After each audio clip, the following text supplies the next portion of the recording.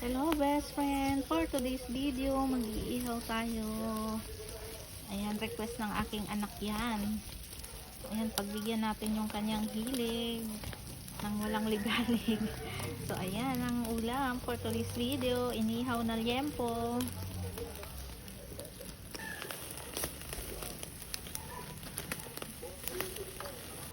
So ito, gumawa ako ng sausawan, soy sauce, kalamansi, sibuyas, and sili, and dahon ng sibuyas. Ayan na, luto na yung ating inihaw na pork liempo.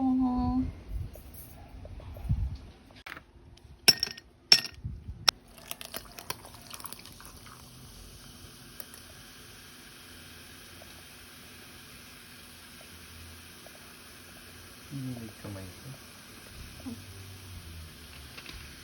Kain na na. Kain tayo guys.